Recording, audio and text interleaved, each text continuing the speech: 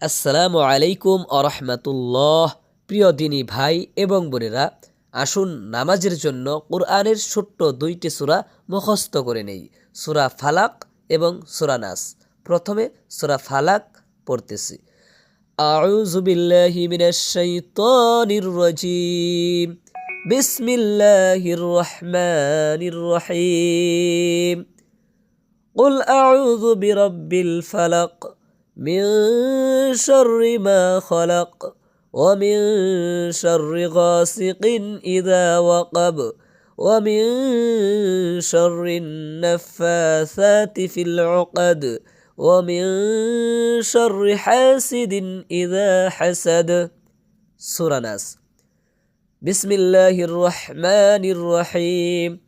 قل أعوذ برب الناس ملك الناس إله الناس من شر الوسواس الخناس الذي يوسوس في صدور الناس من الجنة والناس.